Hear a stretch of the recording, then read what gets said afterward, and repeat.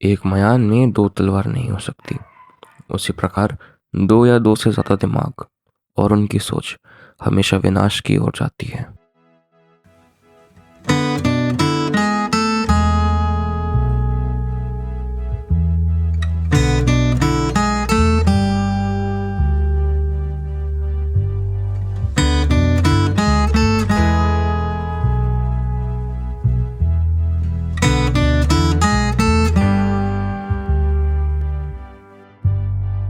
सोच कितनी प्यारी चीज है ना ये। लेकिन क्या हो अगर यही सोच आपके खिलाफ हो जाए?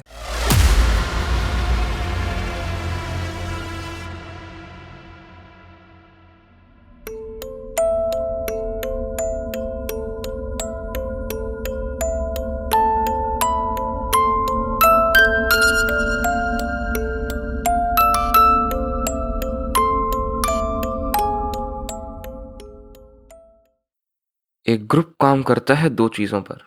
पहला, या तो सब अपने विचार खुद रखें, लेकिन अगर लोग अपने विचार को ज्यादा ही रखने लग गए तो वो ग्रुप की जगह अपने स्वार्थ की पूर्ति के लिए काम करेंगे और आपका उन पर से नियंत्रण खो बैठेगा।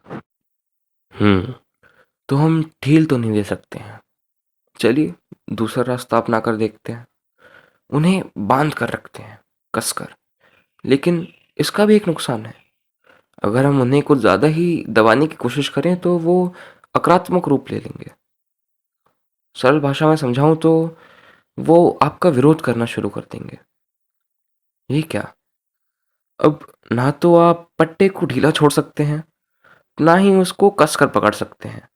अब ऐसे में करें तो क्या करें? बताऊं? पट्टे को खुला छोड़ दो।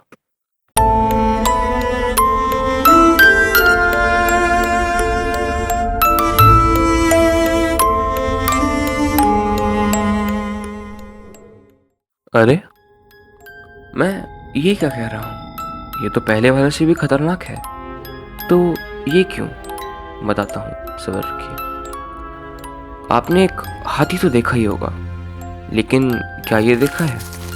जी हाँ, एक विशाल बलवान हाथी जिसको एक छोटे से खूंटे से बांध रखा है। दरअसल जब ये हाथी अपने बाल जीवन में होता है तो उसे इसी खूंटे से बांध दिया जाता है। वो लाख कोशिश करने के बावजूद भी उस खूंटे को उखाड़ नहीं पाता और एक समय पर हार मानकर बैठ जाता है और ये सोचता है कि वो उस खूंटे को कभी खोल ही नहीं सकता।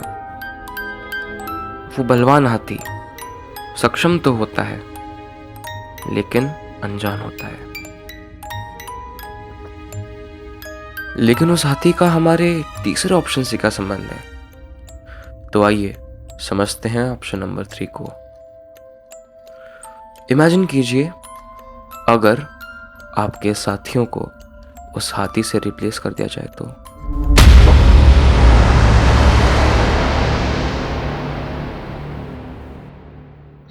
अगर आपके साथियों को ऐसा लगे कि जो काम वो कर रहे हैं उससे उनके स्वार्थ की पूर्ति हो रही है, हालांकि उनके सारे एफर्ट्स आपके फाइनल गोल्स होंगे।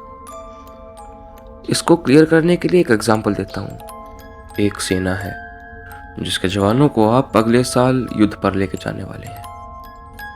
आपको उन्हें ट्रेन करना है, या तो आप जोर जबरदस्ती कर कर उन्हें तैयार करें जिससे शायद युद्ध के समय वो अपनी जान के लिए लड़े, आपके देश के लिए नहीं। या फिर उन्हें विनम्रता से ट्रीट किया जाए जिससे बाद में उन्हें बेरहमी के अलावा और कुछ नहीं मिलेगा।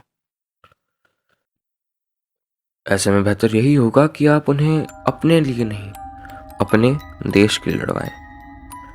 सबकी सोच एक होनी चाहिए। सबके सब सिर्फ अपने देश के लिए तैयार हों, और इससे जब वो युद्ध में जाएंगे तो परिणाम पहले की 2 ट्रिक से भी ज्यादा अच्छे होंगे। लेकिन इससे आपका क्या फायदा? सोच कर देखिए।